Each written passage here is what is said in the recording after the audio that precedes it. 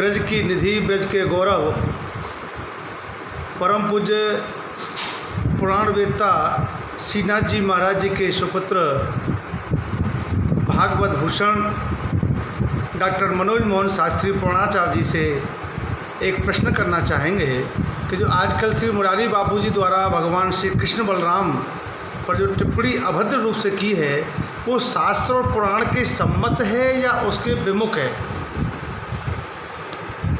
मैंने भी उसे देखा है।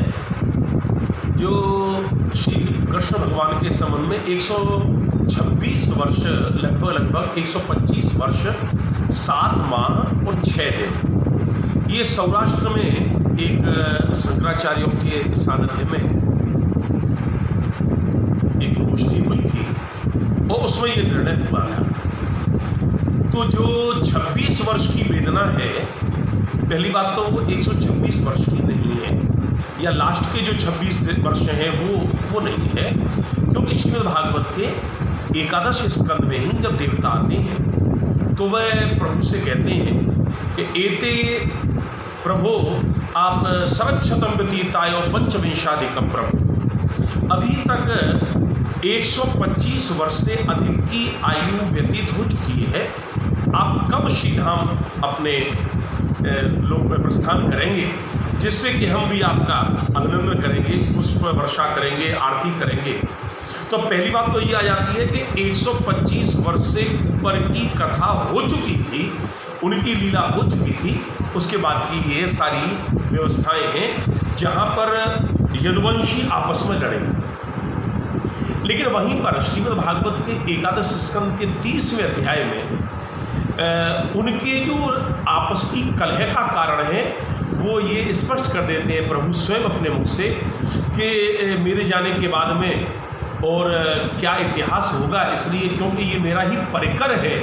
ये समस्त यदुवंशी प्रभु श्री कृष्ण के साथ में अवतार लेकर आए, तो उनको साथ में ले जाने के लिए ही प्रभु ने अपनी योग माया के वशीभूत करके ये सारी लीला की है। जहाँ तक वेदना और कष्ट की बात है, बड़े बड़े दार्शनिक अभी तक जितने हुए हैं उन्होंने यही कहा है कि श्री कृष्ण माने आनंद, और हम लोग भी कहते हैं कि नंद के आनंद भयो, तो नंद के आनंद मतलब भगवान श्री कृष्ण आनंद ही श्री कृष्ण है, तो वेदना तो होगी नहीं। और श्री कृष्ण की परिभाषा अगर दी जाए तो प्रत्येक परिस्थिति में जिनके मुखारविंद पर मुस्कान तैरती रहे वही श्री कृष्ण हैं।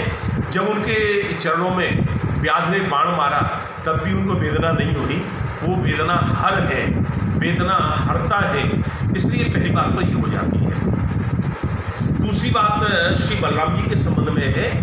श्री बलराम जी केवल 2-3 लीलाओं में जहाँ पर सर्प से संबंधित लीला है वहाँ पर केवल श्री कृष्ण के साथ में नहीं रहे, अन्यथा सदैव श्री कृष्ण के साथ में रहे। और धर्म संस्थापनार्थाय संभवाम युगे युगे भगवान की ये प्रतिज्ञा रही है।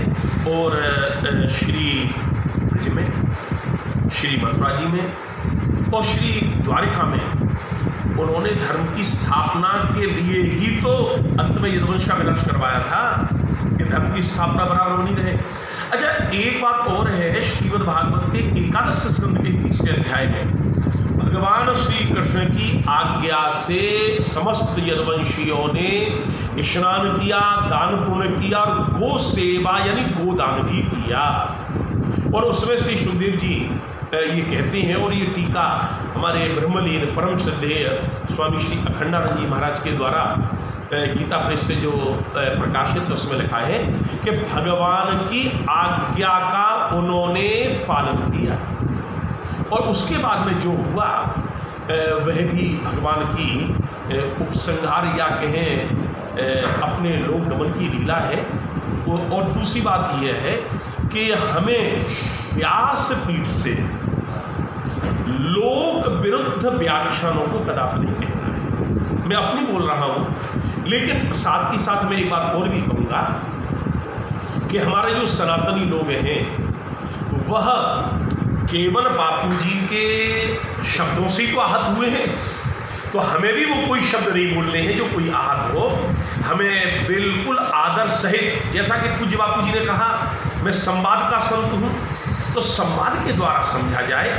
हमें कभी भी सोशल मीडिया पर भी अभद्र टिप्पणी या कोई शब्द ब्रह्म है, हमें शब्द की उपासना करनी है। एक शब्द व्यासपीठ से निकला जिससे हम आहत हुए और हम भी उसी शब्दों को अगर विकृत स्वरूप से प्रस्तुत करेंगे तो वो उचित नहीं है। इसलिए हमें समस्त रूप से भगवान श्री कृष्ण के दिव्य लीला का गुणगान करना है।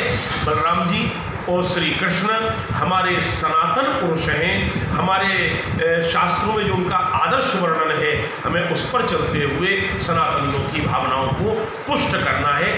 जय श्री कृष्ण, जय श्री राम।